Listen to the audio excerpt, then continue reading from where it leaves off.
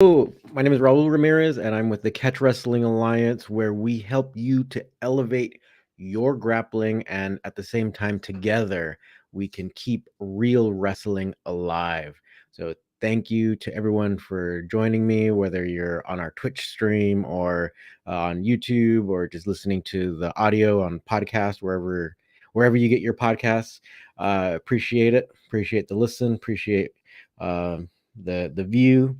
So we're just trying to help just catch wrestling and just like not only help you to become a better grappler, but also to help you to become like not just like a better skilled technician, right? And I think this is the topic for today, where it's like this is a difference where it's like or there is a difference between the technician who knows like how to do something, or like who might know how to do some kind of submission hold. So in our case, right, in catch wrestling's case, right, might know how to do some submission hold, or they might know how to roll someone over to pin them, right? They might know all these different ways, but then that doesn't always equate winning, right? Winning a match.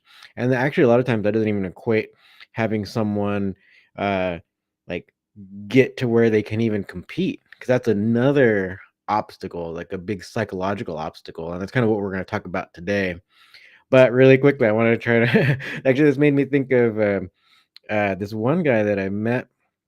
So this is back when I was a college student, and so I went to UCLA, and then there was a like in our even even back in the prehistoric times, we had a really cool like gym that was for the students, but not only did it have um, like the workout equipment and all that. We also had a lot of classes, like a lot of martial arts classes that were offered.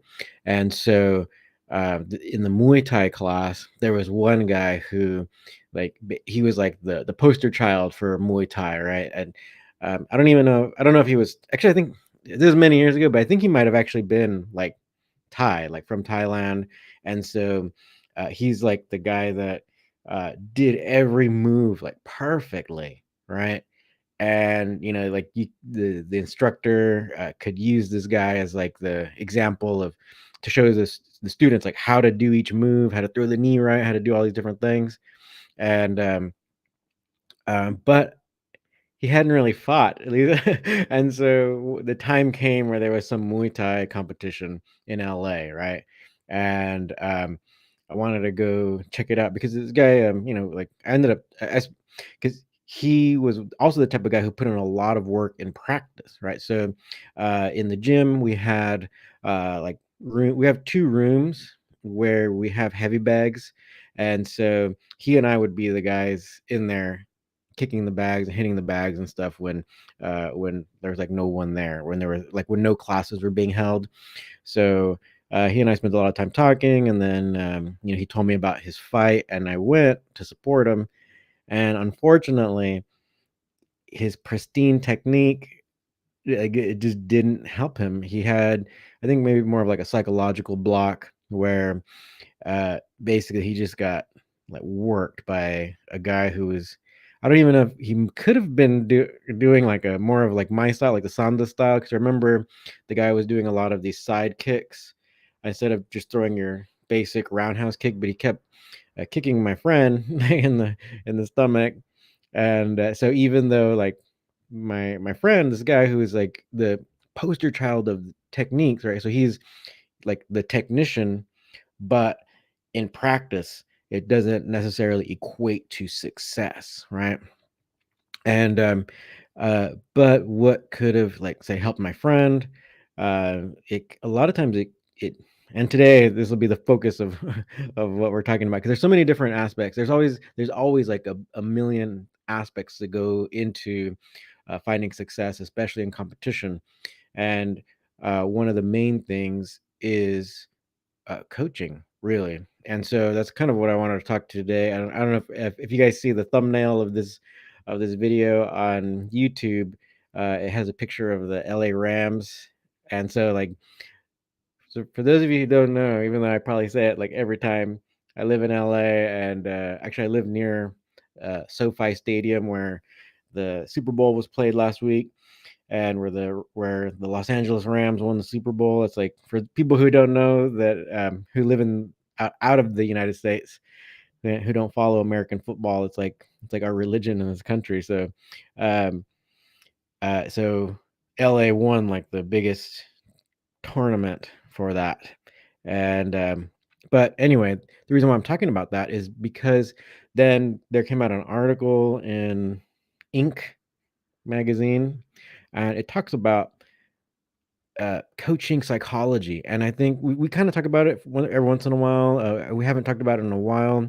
If anybody wants to go look at the playlist of, or even if you go back down to all of our like older episodes, I did bring on a colleague who is a really brilliant psychiatrist, and we talk about um, sports psychology for I think like 3 episodes. They're short though. I think they're only about like 10 minutes long each. So, but she just puts a lot of really brilliant information in there. But I think uh, because there's an article specifically about the coaching psychology that the LA Rams used, I think it's really important because also right now we have the Winter Olympics going on, and I think we can kind of contrast that. Okay, so um, let's let me see. Let's go ahead and maybe talk about the Winter Olympics thing first, right? So in the news, I think a lot of people, even if you're not really watching the Winter Olympics, you might have heard that one of the Russian skaters, this young girl, I think she's like what, 15 years old, uh, she got caught doping, and still allowed her to compete, and even though I think you guys know the story, but I guess she recently just like fell down and didn't play or place fourth in some event. But the thing is, and what the Olympic Committee was talking about is that they kept on bringing up her psychological state, right? So they kept on saying like, this is going to be too psychologically devastating if we kick her or disqualify her from competition. And they kept stating this over and over, which I think a lot of people and other athletes were saying like, well, you guys disqualify all these other athletes all the time, and why not this one particular girl, right? And then, so I think this morning, this kind of psychological aspect was coming up in the news with regards to this ice skater. And so what they were saying is that they feel like her coaching staff and all the people around her are just like brutalizing her. Like they are not necessarily like beating her up, I guess, like physically, but everything that they're saying and then their treatment is very harsh on this 15-year-old girl.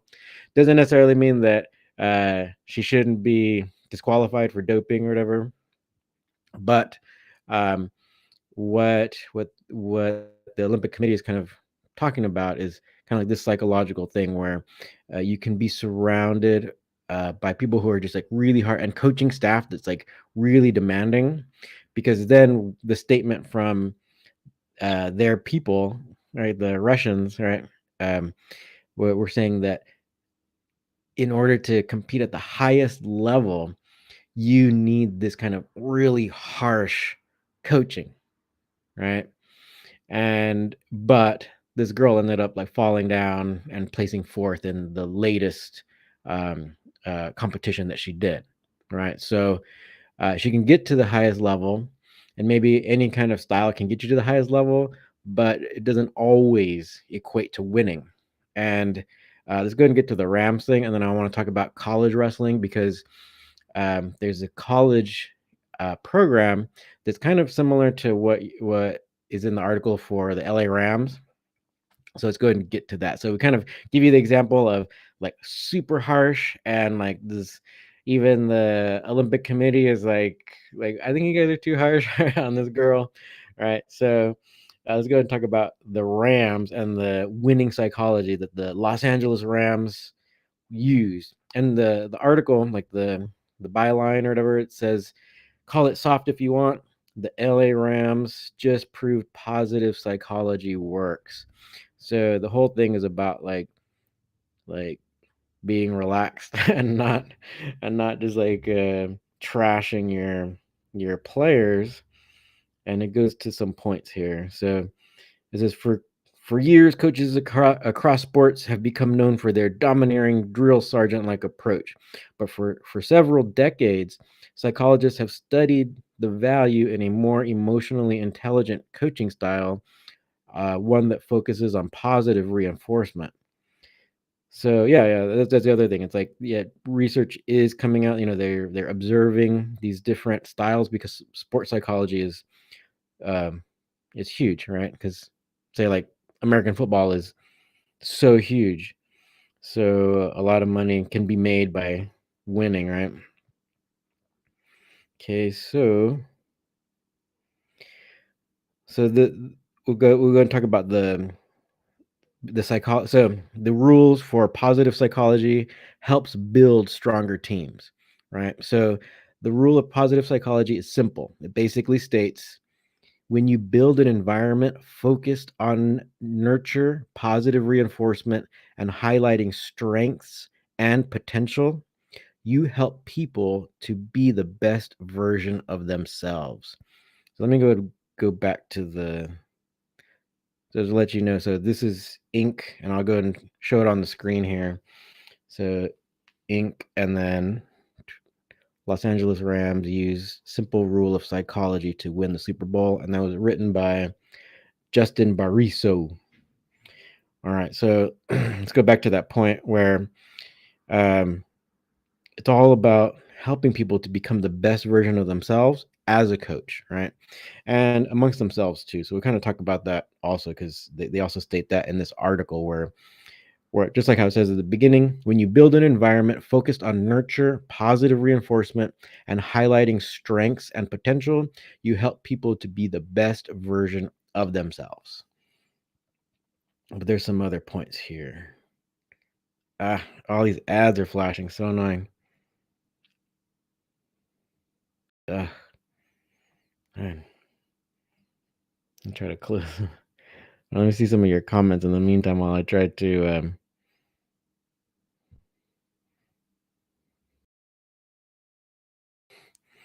All right. Okay. So,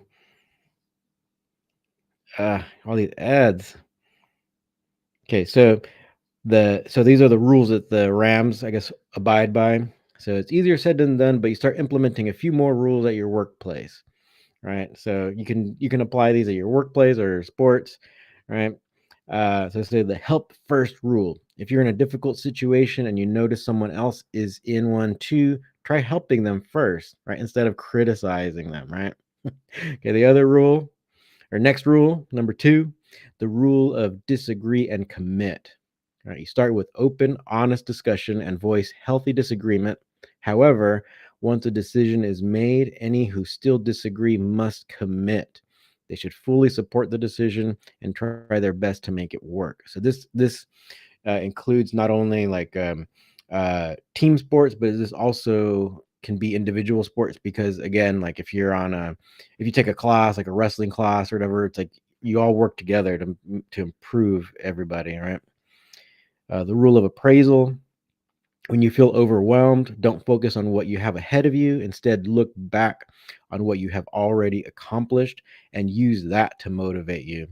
I think a lot of times, one way to apply this into your grappling and stuff is like, say, if you grappled with some, and maybe in LA, it's easier to do this, right? LA, maybe San Diego as well, and like New York and stuff. But since we have a lot of famous grapplers here, a lot of like tough schools, sometimes you can go roll with them and like if they don't submit you or whatever, if like you can kind of consider that um like like that you train with more difficult people than the people you're competing against, right? So you can also kind of think of that like, oh, I've been in tougher situations, I've been in tougher roles, and so when you're actually in competition, you can use that as fuel to say like, I've I can do that, I can win, I can overcome this challenge, right?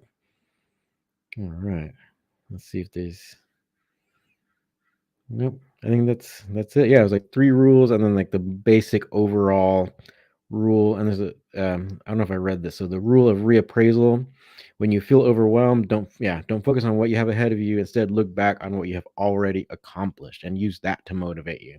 So you motivate, like find motivation in like the difficult trainings you've had, the good coach you have, and this and that, because all that stuff can help you to get through the difficult match.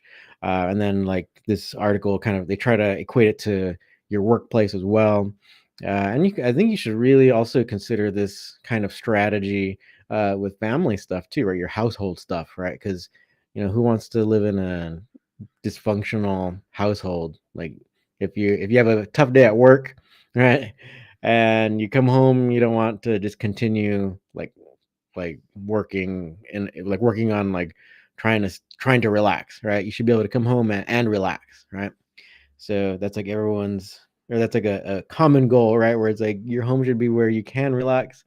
But if you create, or you can create these types of environments by following the overall rule. I guess I might as well just pull that up again. So the overall rule, right?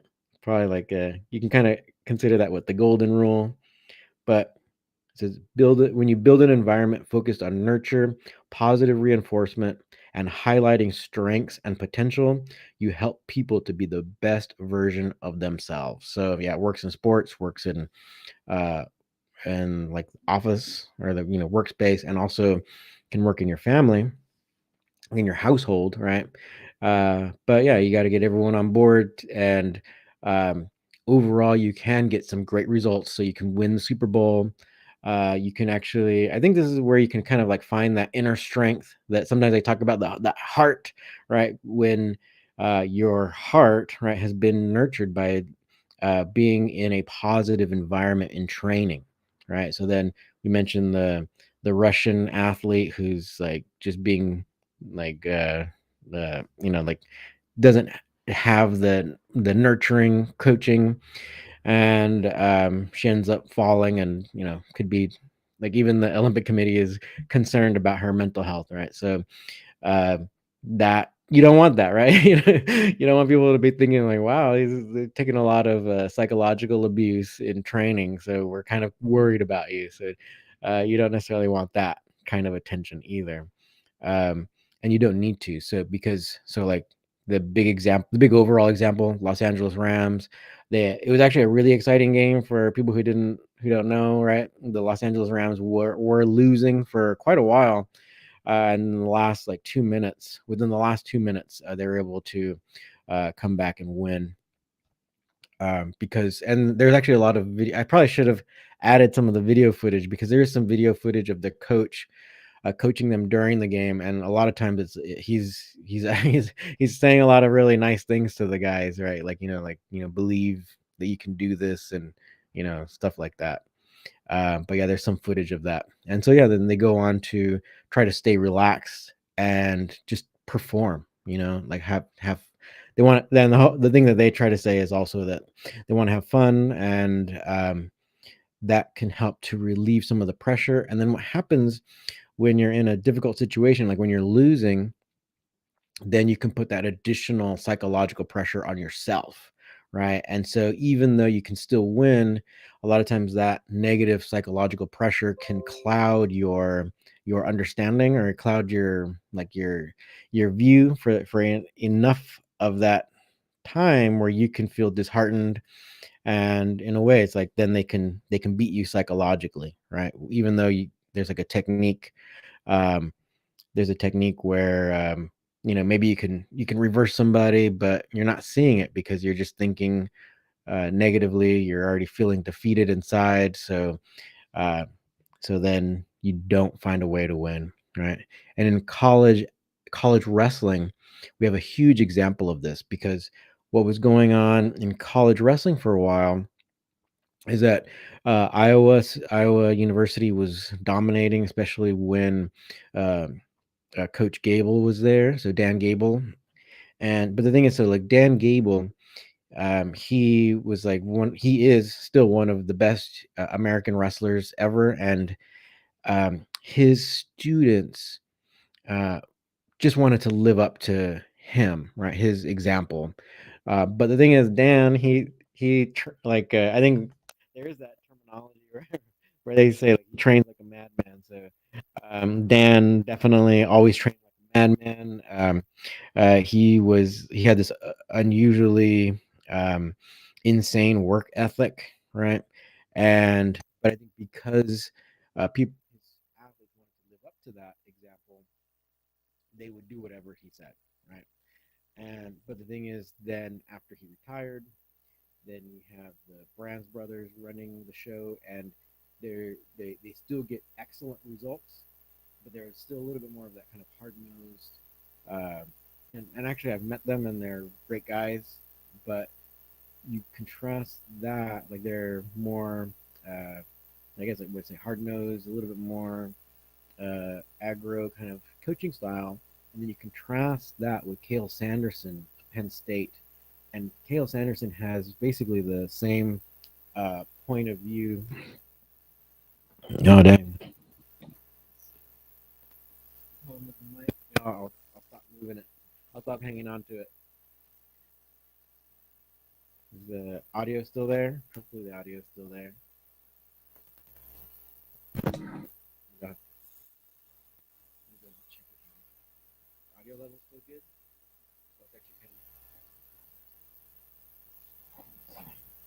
Is it right there? Okay, there it is. There it is. Should be there.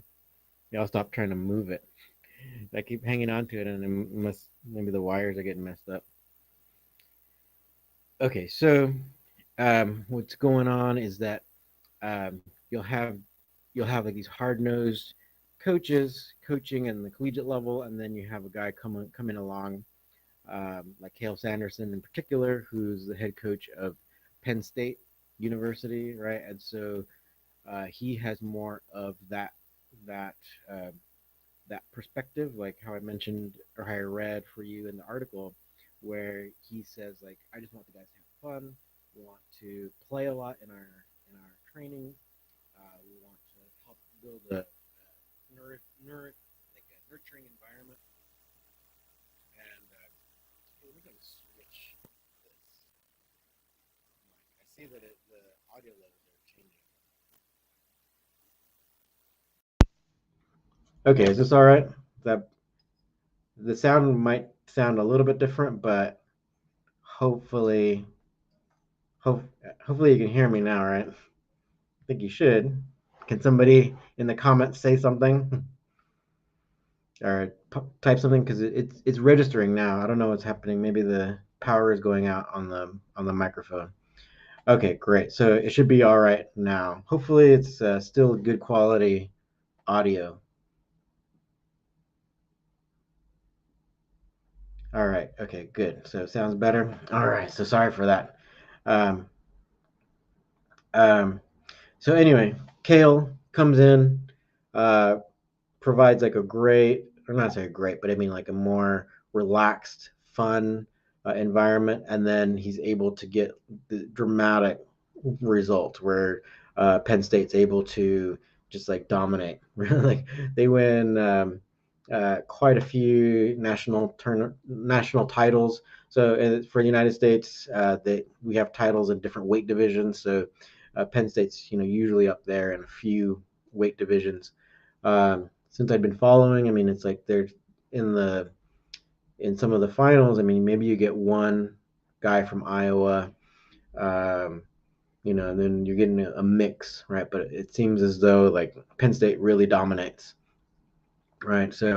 Um, so this kind of like these different coaching styles, they can get results, and doesn't mean like the positive, nurturing kind of style will always get you the win, but it's like you want to make sure that you kind of reinforce yourself psychologically as best you can, right? So like instead of building up psychological barriers for yourself, like having to hear all this negative talk or all this negative criticism and stuff all the time, it's like it can wear you down and it can defeat you in a match, right? So definitely try to avoid these kinds of things, right? At least that's my opinion. I like, well, I guess maybe Jonathan in the comments can maybe say how like my style is for being coach and teacher. Um, but I definitely want people to be, and ultimately, same thing with Penn State. I mean, they're not just always playing around. They definitely get down to work and they try to, they drill and do all the other things, but they they they try to build a better environment overall.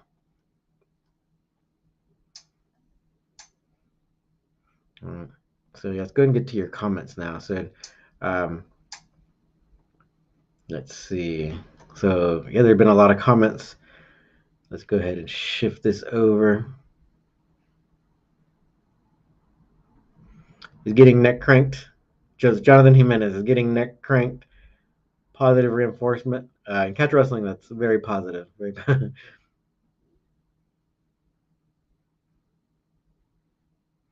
in catch wrestling in particular, I think one of the biggest or most famous coaches would be Billy Riley. So he's the guy who coached really popular catch wrestlers like Carl and Billy Robinson and Roy Wood. So Roy Wood, in particular, for people who don't know this, you really need to know that the lineage holder, right? So Billy Riley, he his successor is Roy Wood, who is still alive in Wigan, England. So um, that that continues, right? That line continues, and that's really important for people to know because um, Roy was a very high quality person. He stayed there in Wigan, and so he was also one of the three guys who went to Japan to help them with their pro wrestling endeavors, right? So it was Carl, Billy Robinson, and Roy Wood. So I just want to make sure that people kind of know that because there are like what's it marketing campaigns that totally ignore Roy, even though he's a very very high level, uh, like he's the lineage holder guy, right? He's very very successful at freestyle coaching and all that. He's gotten people to the Olympics and whatnot. So um, I really want to make sure that people know about Roy Wood, but they say Roy's style is a lot different from Billy Riley's style. So Roy actually does have a little bit more of this nurturing kind of relaxed, like let's work really hard, but still like keep it positive. His coach, on the other hand, Billy Riley, he felt that being or tearing down your athlete could yield the best results. And so even Billy Robinson told me that Billy Riley had a way of making you feel very small, right? So he even found ways to put you down, but he was still able to. I think for a specific type of person, that can like work for them, I guess, where it's like they can feel like, well, I'm gonna work harder so that I don't get the negative feedback. Um, but and so we know from history that we have a lot of or Billy Riley produced some great athletes. Um, but you can kind of take that for what it is. That's kind of what I wanted to say. Where it's like the positive coaching, definitely can provide a lot for you, but doesn't necessarily give you the win. So nothing is like guaranteed 100% to give you that win. So you always want to kind of still always work on finding different ways in which you might be lacking in something, whether it be the technical side or the psychological side. And so um, then you can see if you can't put them all together to get you more successful in your competitions, right? So whether it be what football or catch wrestling or figure skating, right? So yeah,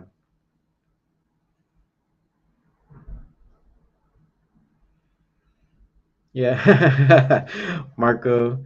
So basically, Stafford just had to be loved to win. Perhaps, right? uh, and so yeah, that's the thing. And then also when you have uh,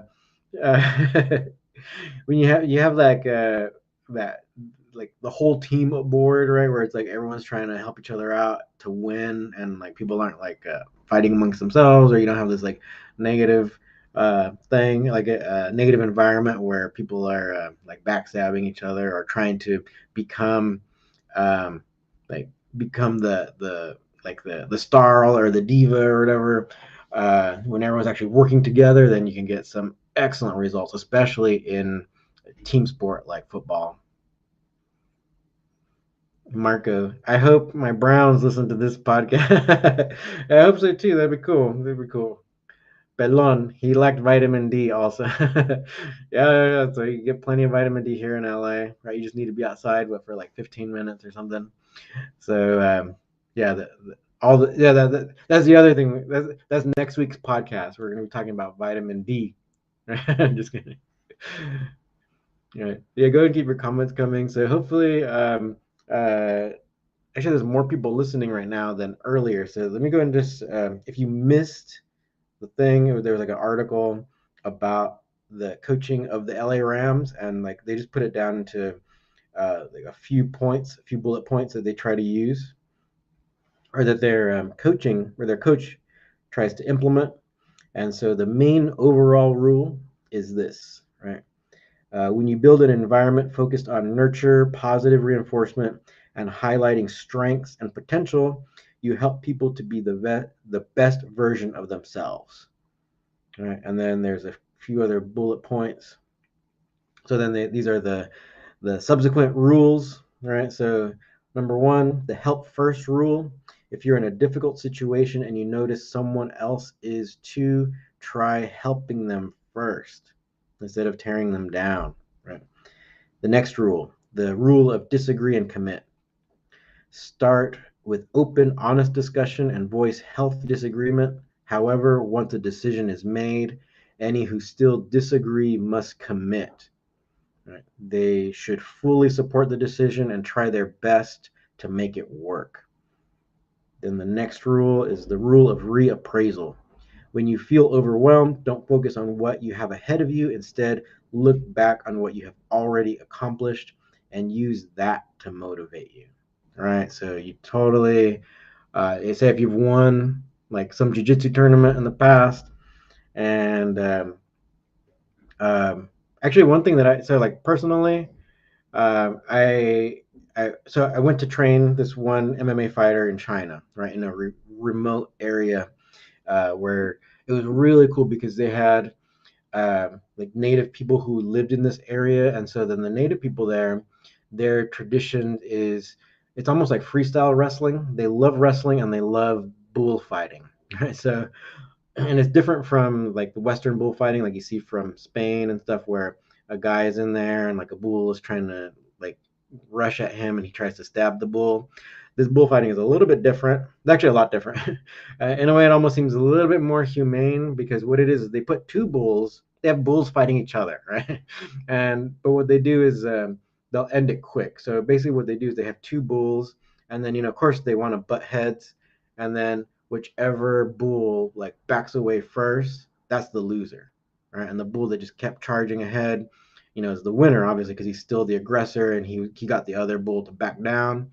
And then at that moment, then a ton of guys rush in and they separate the bulls, right? So they have to use ropes and whatever to make sure that the aggressor bull, doesn't continue charging the other bull, and like so they don't kill each other.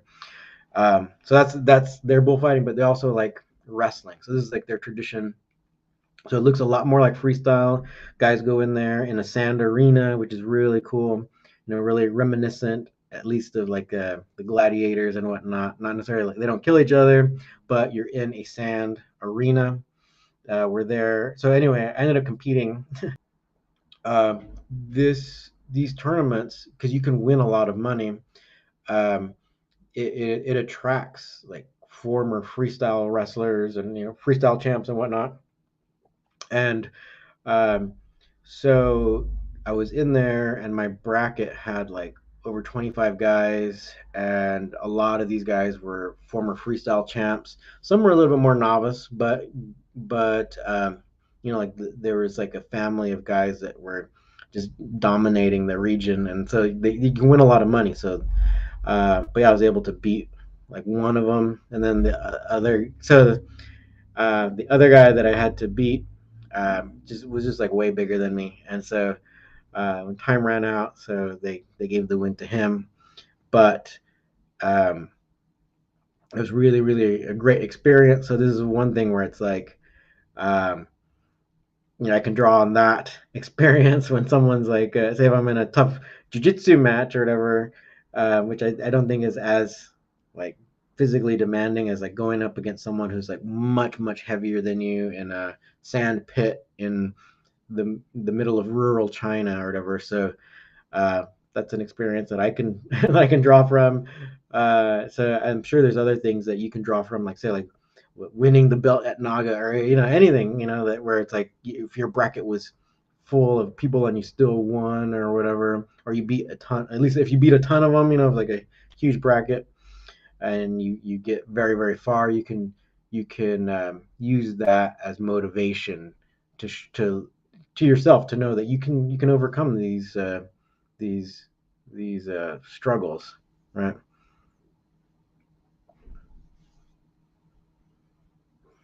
Marco, Detroit can't do anything, right?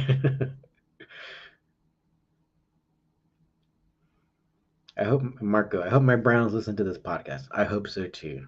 From your mouth to God's ears, right? All right. So, um, are there any other comments? Are your coaches kind of more positive, or are they kind of like drill sergeants or whatever? Because I think sometimes, I mean, you can kind of equate that where it's like drill sergeants. A lot of times, the goal, not a lot of times, the goal is to break you down so that you can become more obedient to and fall in line to the structure in the military, right? So that you'll then just follow orders and whatnot. So um, that's kind of the design of that kind of coaching, right? But again, sometimes it might not be as fulfilling, or some people might not respond to that, and some people will respond to it and perform very well. That's what I'm saying. So it's like nothing's like a guaranteed win, right? But but these are different things to take into consideration. So maybe like as an athlete, if you want to go into like no-gi grappling, say like for example for 10th Planet Jiu-Jitsu, right? It's a popular style, so then they have a lot of affiliates, so there's a lot of locations. So maybe you can try different locations and see which which coach's coaching style works best for you. Um, like that. So it's like you can kind of uh, you be where you feel like you get all the different aspects fulfilled, right? Because you definitely need the psychological aspect. It's so important, right? It's uh, it's like it's undeniably important, and I think we're discovering it nowadays in the past like couple decades, where sports psychology has just been like exploding, right? It's like you see tons of articles and whatnot. Pelon. When I was training, my instructor was a drill sergeant ish. Doing drills and warm ups during rolling, he used more positive reinforcement, especially when we got tired. Oh, that sounds nice. Yeah, I think maybe that's that balance where like you do have to be drilling, you do have to, um, you ultimately. So like even what Coach Roy Wood in Wigan says, it's like, especially for wrestling, you have to be in really great shape, otherwise you're going to get tired. So um, if that kind of strength and conditioning aspect is in your training time, like in your class time, then you got to be, you got to focus at that time. But you know other at other times you can be more of a positive reinforcer, right? And so it kind of like what Pelon wrote was about like during rolling, that your coach was using more positive reinforcement. Yeah, and it's especially when you guys got tired. So very true. So it sounds like it was more of that positive coaching style. Yeah, that's good to hear, because you don't. Ultimately, it's like you want people to be in the sport also, right?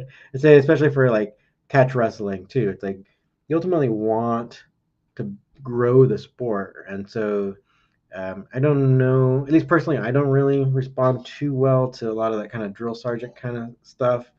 And so if it was like that 100% of the time, like I wouldn't I wouldn't be hanging out at a gym that long, right? Pelon. I was training with Comprido from Brasa team. I stopped because COVID and it's expensive as hell. Oh yeah. Oh, that's the other thing about jujitsu, right? Right. So, uh, yeah, very expensive. Yeah. Pelon, you're not in LA? Oh, you said you're in Chicago, right? I think. Yeah. Let's if you're in LA, you can always come by our MMA gym. Actually, that's one of the cool things about the MMA gym that I teach at is that it's not the most expensive gym, and we're in this area of Los Angeles called Mid City, so it's kind of in the middle of the city, right? Go figure. That's what Mid City means, but there you're not gonna. It's not basically. I'll put it this way: it's not in Beverly Hills, right? It's not in these like places where the Kardashians hang out. It's more working class kind of an environment, and that's the kind of um, students we have. So it's not. It doesn't cost an arm and a leg to train there. And I think overall, most of the coaches have like a positive reinforcement style.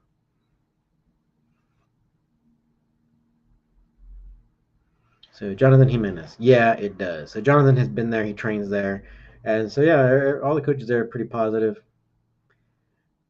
Yeah, and it is definitely more like working class, and you get a variety of people, but yeah, it's definitely not like in Beverly Hills. All right, so for those of you who don't know what Beverly Hills is, even though it's like world famous, it's like a place in LA where like the most wealthy live, and there's still more areas where even more wealthy people live, but Beverly Hills is quite quite expensive. Jonathan Jimenez. I lose my arms and legs in catch. So it costs. So catch wrestling at the gym costs you an arm and a leg, I guess. All right, so actually, then it is quite expensive for Jonathan. All right. So I think what I want to. Well, I always have goals and stuff for the podcast and stuff. So if you guys like this kind of information, like with regards to like sports psychology. And in the past, like I mentioned, I've had a really brilliant psychologist come on, and not a psychiatrist even. So the difference is like psychologist does not have to be a medical doctor, and a psychiatrist is a medical doctor. So then, and that psychiatrist that I brought on, Dr. Sagan, one of my colleagues, she's worked with some of the most like basically some of the most wealthiest people, and she's also worked in some of the most hardcore prisons as well. So that's why I really liked that she made time for for an interview or like to talk about these different things because she's helped like the whole spectrum of society. And if you guys like this type of information, then I want to see if I can't maybe not her because she ended up working in a different office now from me. So I could ask her, right? But I know another psychology professor that potentially could come on. So if you guys want to hear more from a professional, like I'd want to give you guys like that kind of access where we can maybe talk. We can ask a professional like all these different types of sports psychology questions, and you can hear it straight from an expert. All right, so instead of just from me, because that's definitely not my specialty. All right, I know a little bit, right, but not enough to be like a psychological clinician, right? So it's better to hear from a clinician who works with patients and stuff all the day in day out. All right, so if you guys like that, go ahead and leave a comment, or you can but like actually I say you don't have to like the video, but if you leave a comment, let me know because this is stuff that I find interesting, and I think ultimately it can give you the edge over your competition for those of you who are competing in different types of like no gi or catch wrestling or even other kinds of sports, right? it can definitely give you that edge, right? Because like the psychological aspect is so important. You can be psychologically defeated even though you might be fit enough to compete. If the mind isn't there, then you can lose. All right. Oh, so the other thing. Oh, I don't. I didn't bring it. I didn't bring the copy, but I don't know if you remember last year we had uh, Guillermo Zegarra. So he was the guy who made the story for that comic book called Milagro. Anyway, I'm going to bring him on again, and so the comic book is out now, and maybe we'll put a link in the comments to buy it. But um, I helped out with the fight choreography of this comic or this graphic novel, and so it is finally out. So I think what we'll do is I'm gonna see if I can't. Actually, I'm already working on it, right? So we are. Oh, Pelon, you just ordered it. Great, great. So I think we're gonna have Guillermo on probably next time because we're already working on another date too. We just got to make the appointment, right, to do the interview, and then we'll give you an update on it. And yeah, it looks great, and it's really cool because there's some cool fight sequences in it because there's more than one fight. And there's so I help them use or help show them uh, different ways to use catch wrestling techniques in a fighting scenario. And then their task though was to basically figure out the way to lay it out in comic book format, right? So in the graphic novel format. So that was my job to kind of help them to see the different angles and kind of understand the ins and outs of the different techniques so that they can then represent it in a graphic novel. So it came out really great. So um, we'll go ahead and talk about that next time. If I'm sure it'll be next time because I'm already talking with Guillermo, and so we just have to schedule it. Nice. Okay, so maybe we'll go ahead and sign off now. So for those of you who want to train, oh wait, hold on. Pelon. Pelon has a comment, right? I got the strength and conditioning course on the CWA website. I'm so out of shape. It sucks because I was losing tons of weight training BJJ and I gained it all back. Oh, Pelon. Maybe you can also one of the things going off topic here, right? So one of the things you can try to do is focus on higher fiber foods and stuff that can help you to like with minimal effort to lose some extra weight. Um, but yeah, hopefully you can get back to working out. Let me know what you think about the course. So it's a good segue that you brought this up. Um, so on our website, catchwrestlingalliance.com, we have several courses that you can take. So one of them is the strength and conditioning course. We also have the pressure pass system volume 1 because I want to do more than one volume because there's different ways to use pinning pressure to pass guard, especially if those of you who compete in nogi. We also have a nogi judo class, and we also have our signature thing where it's like the CWA Academy. So for those of you who don't live near LA or don't live near my buddy on the East Coast, John Strickland, then you can take our online course. And then, so speaking of coaching, right? So as you progress in our CWA Academy program, then you get more access to even like the coaching aspect. So I wrote a little book in there about the different types of psychological aspects of coaching and how to run your own school or your own catch wrestling course. So that's part of what you get as you progress through our CWA Academy. That's not a standalone course. All right, Marco, I'm an online member of your school. Do you have an open mat at your gym? Marco, yeah, just let me know. Because if you can't make it to our class time on Thursday nights, then there is open mat. So I'm not always there, so that's why I would ask you to let me know when you would go. And thank you for becoming a member. And always let me know if you have any questions. And yeah, no, if you're nearby, I mean, please come, because yeah, and then also yeah, we do have the school itself has open mat on definitely. I think it's Sundays at I think 1 o'clock. Yeah, but yeah, let me know because otherwise I won't be there. Yeah, Jonathan Jimenez. Yeah, I believe Saturdays or Sundays. Yeah, I think they try to do some things like in the morning at the gym, and then I think they have open mat a little bit later morning to early afternoon. So yeah, just let us know. We'd love to have you. Belon, I'm going to enroll in the academy once I secure a partner or grappling dummy. Okay, cool, cool. Yeah, too bad. Yeah, too bad everyone can't be in LA. That's the only thing.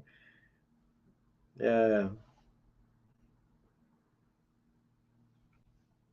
All right. So yeah, that so we kind of talked about it.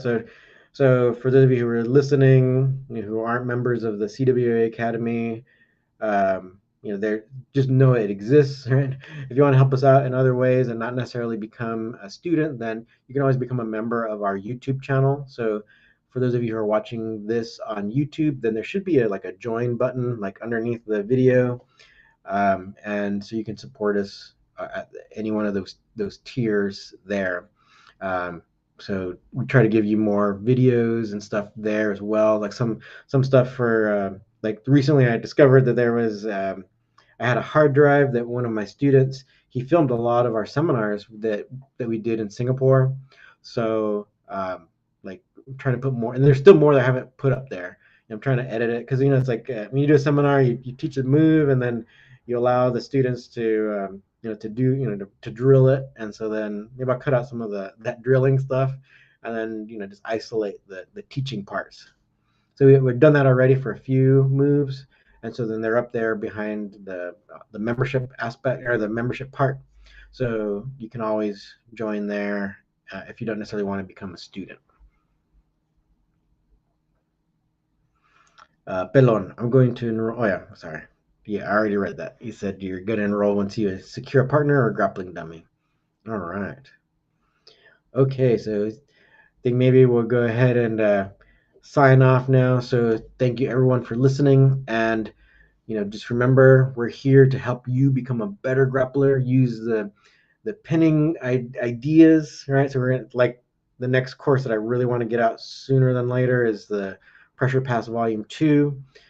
Show you different ways to use pressure passing, especially especially for open guard. So like when someone's like seated, or sometimes it's called seated guard, or sometimes it's a I like calling it seated guard because open guard could just be having your legs open, right? So again, seated guard, you see a lot of people using that, and I want to show a lot of the pressure passing principles to get you past that situation, right? So that will probably be the next one we get out, and so hopefully we'll get that out sooner than later.